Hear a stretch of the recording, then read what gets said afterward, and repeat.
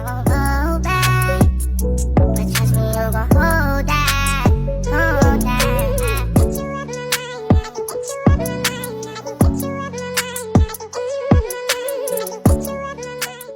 Assalamualaikum warahmatullahi wabarakatuh. Kembali lagi dengan saya Siti Andini Putri.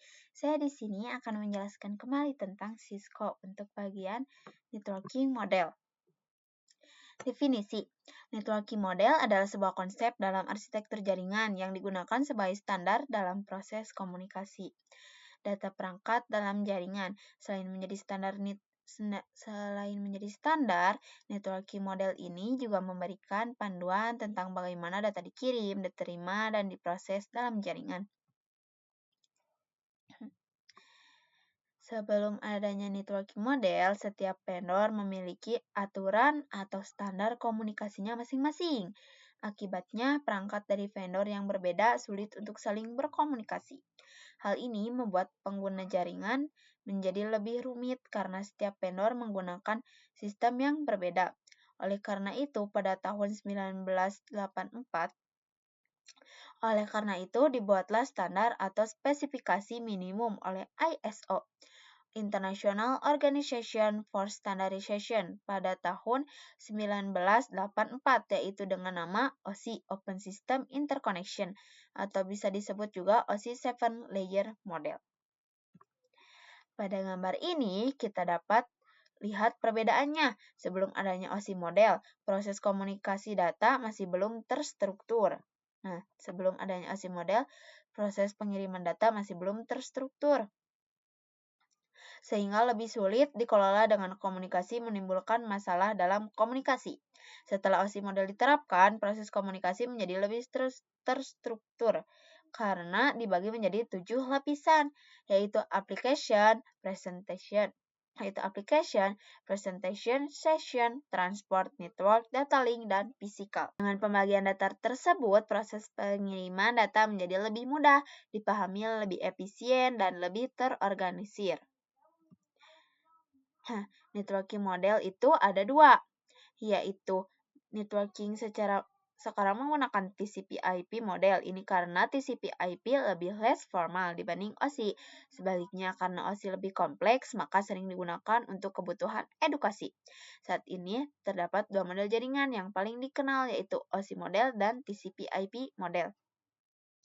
OSI model umumnya digunakan sebagai acuan pembelajaran karena strukturnya lebih lengkap dan mudah dipahami. Sementara itu, TCP/IP model lebih banyak digunakan dalam implementasi jaringan modern karena lebih sederhana dan sesuai dengan kebutuhan internet untuk saat ini. OSI model dikenal karena International Organization for Standardization (ISO) sebagai kerangka kerja untuk menghubungkan sistem yang berbeda dalam jaringan. OSI model memecah proses komunikasi menjadi 7 lapisan, dari fisik hingga hingga aplikasi untuk memberikan standar komunikasi yang konsisten. TCP/IP model, Transmission Control Protocol Internet Protocol, TCP atau TCP/IP model juga dikenal dengan protokol internet. Model ini dikembangkan oleh United States Department of Defense. Model ini dibuat oleh US Department of Defense, DoD. Model ini menggabungkan fungsi beberapa lapisan OSI di dalam satu lapisan yang luas dan dirancang lebih sederhana dibandingkan OSI model. Pada awalnya, TCP/IP terdiri dari 4 layer, yaitu application, transport, internet, network access. Namun, dalam beberapa materi pembelajaran modern, TCP/IP sering digambarkan menjadi 5 layer loh, yaitu application, transport, network, data link, dan physical. Perbedaannya hanya pada layer yang paling bawah, yaitu data link dan physical yang dipisah menjadi 2 lapisan. Sebagai contoh, yang pernah kita pelajari adalah IP addressing. Kata IP merupakan singkatan dari Internet Protocol, yaitu protokol yang bekerja pada Internet Layer atau Network Layer untuk memberikan alamat dan mengirimkan paket data ke tujuan yang benar. Struktur OSI model, presentation layer, lapisan presentasi, mengatur format data and script, dan deskripsi agar bisa dipahami dan diterima dan dipahami oleh aplikasi. Contoh, konferensi ASCI menjadi karakter yang dapat ditampilkan pada layar. Cara kerja jaringan TCP/IP. Bagaimana sih cara kerja TCP/IP? Pertama, data yang dikirim dipecah menjadi paket-paket kecil. Kedua, paket-paket tersebut dikirim melalui jaringan router dan menentukan jalur atau rute terbaik agar paket dapat mencapai tujuan. Ketiga, ketika semua paket sudah sampai ke perangkat tujuan, TCP akan memeriksa apakah semua paket sudah lengkap, kemudian menyusun kembali hingga menjadi data atau file yang utuh hingga dapat digunakan oleh penerima. Sebagai contoh, saat kita mengirim sebuah file kepada teman, file tersebut tidak dikirim sekaligus. File akan dipecah menjadi beberapa paket kecil, dikirim melalui jaringan, lalu disusun kembali menjadi file yang sama seperti aslinya ketika sudah sampai di perangkat penerima. Jika diibaratkan dalam kehidupan sehari-hari, proses ini seperti mengirim paket melalui jasa ekspedisi. Barang akan dikemas, diberi alamat tujuan, dikirim melalui jalur tertentu, kemudian dikirim dan dibuka oleh penerima dalam kondisi yang utuh.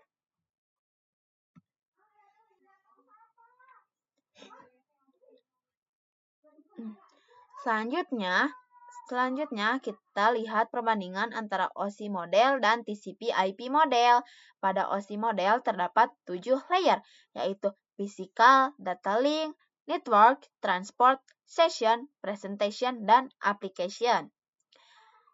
Sedangkan pada TCP/IP layer, 4 layer, application, presentation, session digabung menjadi application layer, kemudian transport, internet, dan network access. Sementara pada TCP/IP 5 layer, lapisan network access dipisah menjadi data link dan physical sehingga jumlahnya menjadi 5 layer. Sekarang kita masuk ke application layer.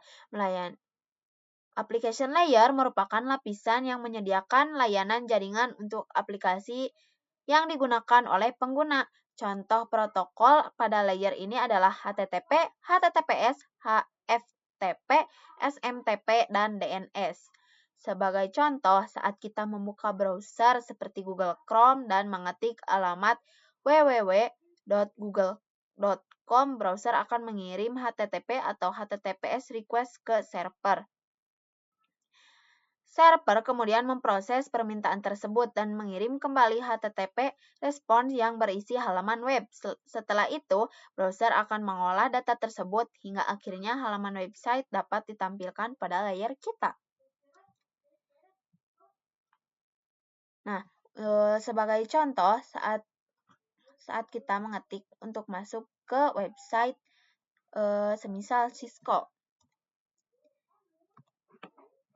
Nah, ini cisco.com. Apakah kita bisa masuk? Nah, di sini kita bisa masuk ke alamat si cisco.com. Kita akan coba juga untuk masuk ke YouTube.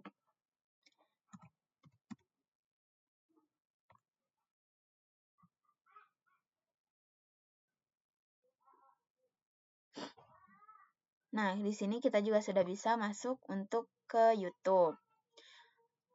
Untuk penjelasannya yaitu saat kita menekan tombol enter, browser akan mengirim HTTP atau HTTPS request ke server YouTube. Server kemudian memproses permintaan tersebut dan mengirimkan HTTP respons yang berisi halaman web yang kita minta. Setelah itu, browser menampilkan halaman YouTube di layar. Sekarang, semisal jika ada di Cisco ini mungkin terdapat beberapa orang yang tidak bisa mengaksesnya. Jika kita belum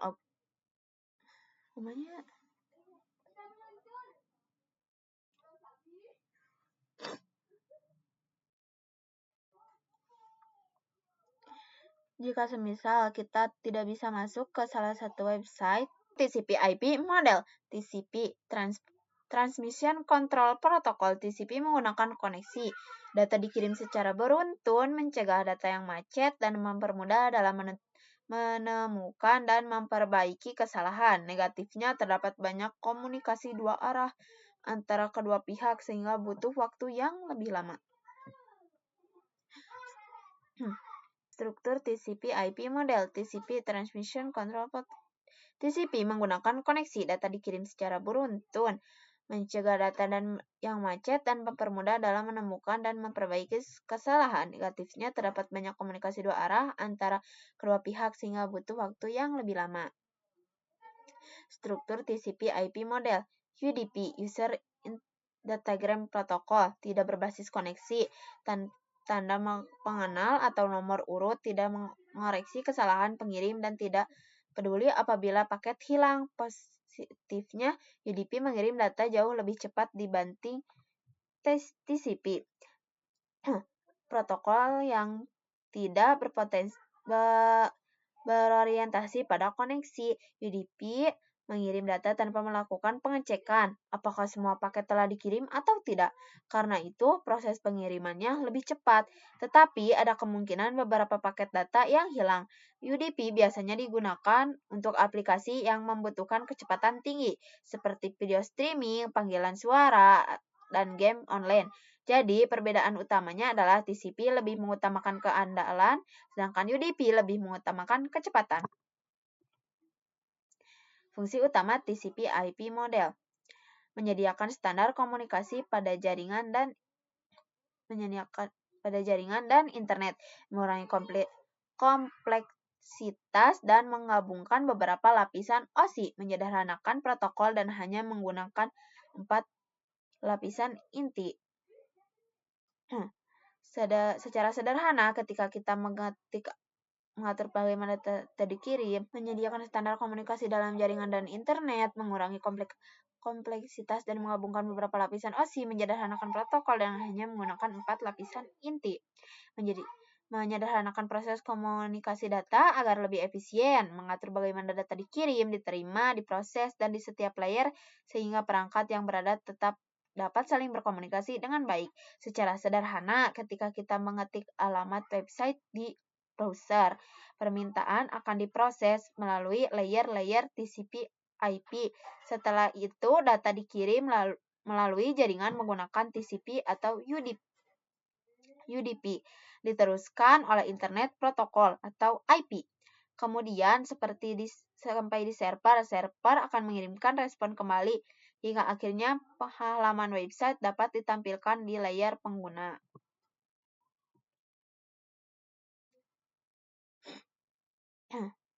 Selanjutnya, kita masuk ke network layer.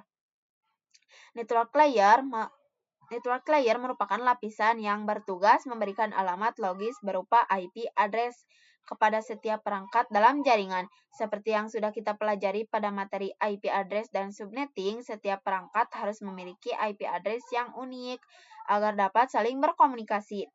IP address berfungsi sebagai alamat tujuan. Ketika data dikirim melalui jaringan, dengan adanya alamat yang berbeda pada setiap perangkat, paket data dapat dikirim ke tujuan yang benar dan tidak ditukar dengan perangkat lain.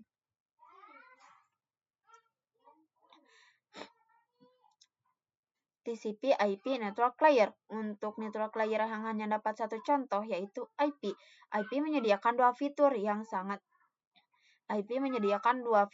sangat penting, yaitu addressing dan routing, yang dimana berfungsi untuk menangani koneksi dan memilih jalur. Setiap perangkat jaringan memerlukan alamat unik di jaringan. Sebagai contoh, jika PC1 ingin mengirim data ke PC2, perangkat beberapa jalur yang bisa dilewati router akan memilih rute yang paling cepat, efisien, sehingga data dapat sampai lebih cepat. Hal ini mirip seperti saat kita menggunakan Google Maps loh. Aplikasi tersebut akan memilih rute tercepat menuju tujuan. Dan router juga melakukan hal yang sama terhadap paket data kita. Selanjutnya adalah data link dan physical layer. Data link layer bertugas mengirimkan data antar perangkat yang berada dalam satu jaringan lokal. Layer ini menggunakan MAC address sebagai alamat fisik perangkat. Data link layer juga terdapat frame sequence FCS yang berfungsi untuk mendeteksi kesalahan error detection pada frame yang diterima. Jika ditemukan kesalahan, layer ini akan mendeteksinya, sedangkan proses pengiriman ulang biasanya ditangani oleh protokol lain seperti TCP. Sedangkan physical layer adalah lapisan paling bawah yang berhubungan langsung dengan media fisik jaringan seperti kabel UTP, konektor RJ45, fiber optik maupun sinyal nirkabel. Layer ini berfungsi mengubah data menjadi sinyal agar dapat dikirim melalui media transmisi. Agar lebih mudah dipahami, kita bisa mengibaratkannya seperti mengirim surat. MAC address diibaratkan sebagai identitas unik perangkat. IP address diibaratkan menjadi alamat rumah tujuan. Router diibaratkan seperti Google Maps yang memilih jalan tercepat menuju alamat tersebut. Physical layer adalah jalan atau media yang dilewati agar surat dapat sampai ke tujuan. Nah, di sini kita akan membahas untuk proses encapsulation dan decapsulation. Apa sih itu encapsulation? Encapsulation adalah proses di komputer pengirim, yaitu ketika data dipecah menjadi bagian-bagian yang lebih kecil sebelum dikirim melalui jaringan. Pada setiap layer, data akan ditambahkan informasi atau header sesuai dengan fungsi layer tersebut hingga siap dikirim ke perangkat tujuan. Sedangkan decapsulation adalah proses sebaliknya, yaitu proses di komputer penerima. Setelah paket data diterima, setiap layer akan membuka atau menghapus header yang telah ditambahkan sebelumnya, hingga akhirnya data dapat disusun kembali menjadi file yang utuh seperti semula. Jika kita lihat pada gambar, proses encapsulation dimulai dari application layer, kemudian melalui transport layer, network layer, data link layer, hingga physical layer. Setelah itu data dikirim melalui media jaringan menuju perangkat penerima. Di sisi penerima terjadi proses decapsulation, yaitu mulai dari physical layer, kemudian data link, lalu network layer, transport layer, application layer, dan pengirim.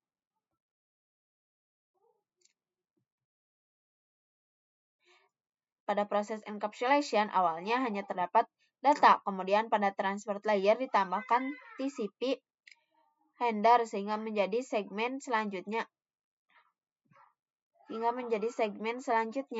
Pada proses encapsulation, awalnya hanya terdapat data, kemudian pada transport layer ditambahkan TCP header sehingga menjadi segmen. Selanjutnya, pada network layer ditambahkan IP header sehingga menjadi paket. Setelah itu, pada data link layer ditambahkan frame header dan trailer sehingga menjadi frame. Terakhir, pada physical layer, frame diubah menjadi sinyal dan dikirim melalui media jaringan. Ketika data sampai di perangkat tujuan, proses decapsulation dilakukan secara terbalik. Header dan trailer dibuka satu persatu hingga akhirnya kembali menjadi data yang utuh dan siap digunakan. Berdasarkan proses tersebut, seperti inilah penamaan data pada setiap layer.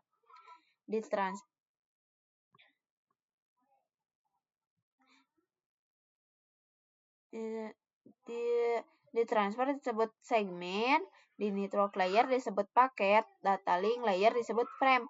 Pada physical layer data dikirim dalam bentuk bits. Demikian disebut bits. Mungkin demikian penjelasan dari saya. Mohon maaf bila ada kesalahan. Wassalamualaikum warahmatullahi wabarakatuh. So out the door and your pockets can find it no more. It's just you and me, and there's nothing I can do. I'm stuck with you, stuck with you, stuck with you.